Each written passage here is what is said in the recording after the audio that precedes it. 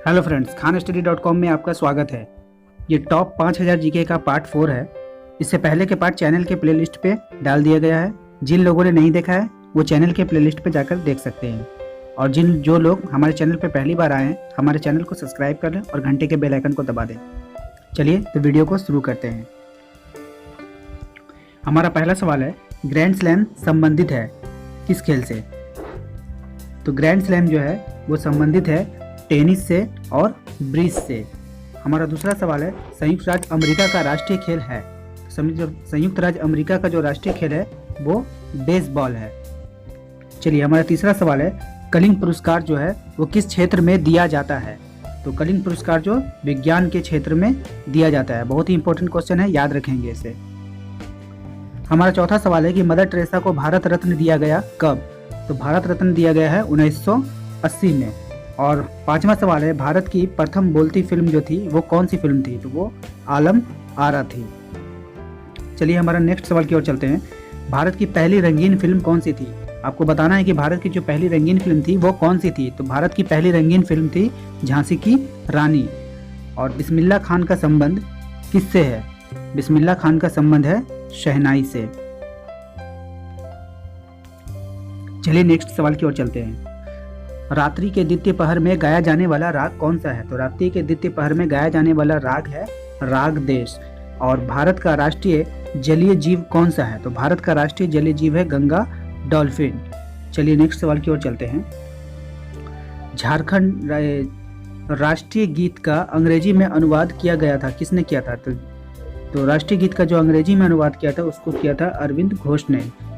और हमारा 11वां सवाल है, राष्ट्रीय गीत का उर्दू में अनुवाद किसने किया था? तो राष्ट्रीय गीत का जो उर्दू में अनुवाद किया था वो था आरिफ मोहम्मद खान ने। इसे याद रखिएगा, बहुत ही इंपॉर्टेंट क्वेश्चन है कि राष्ट्रीय गीत का उर्दू में अनुवाद किसने किया था? तो राष्ट्रीय गीत का उर्दू में अनुवाद किया था आरिफ मोहम्मद खान ने।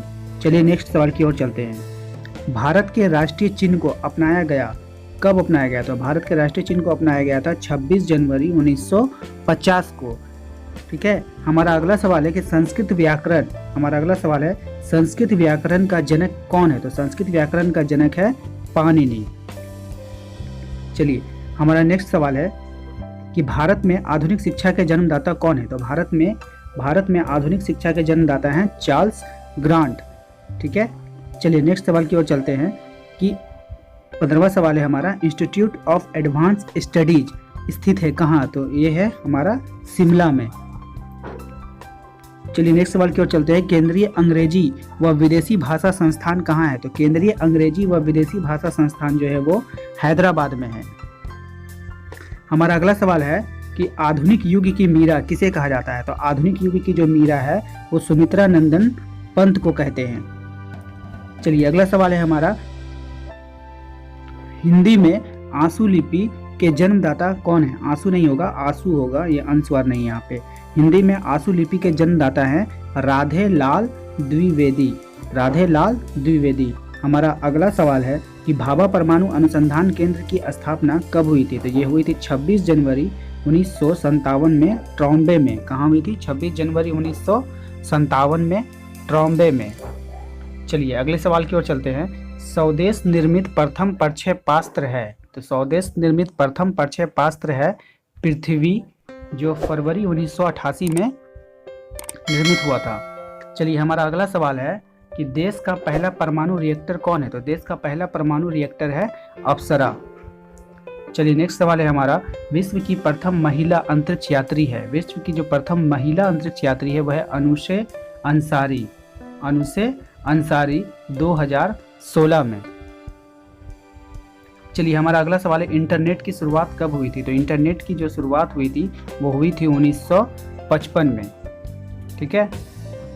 चलिए, हमारा अगला सवाल है कि मॉनिटर का अन्य नाम क्या है? तो मॉनिटर का अन्य नाम है VDU। क्या है? VDU। इसका फुल फॉर्म होता है विजुअल डिस्प्ले यूनिट।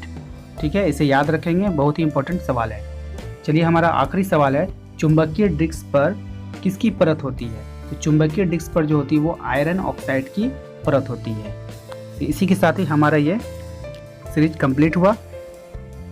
एक बार फिर से आप लोगों से गुजारिश है कि जिन लोगों ने हमारे चैनल को सब्सक्राइब नहीं किया है प्लीज़ सब्सक्राइब कर दें और घंटे के बेल आइकन को दबा दें, ताकि जब भी मैं आप लोगों के लिए कोई वीडियोज़ अपलोड करूँगा तो उसका नोटिफिकेशन आपको सबसे पहले मिल जाया करे।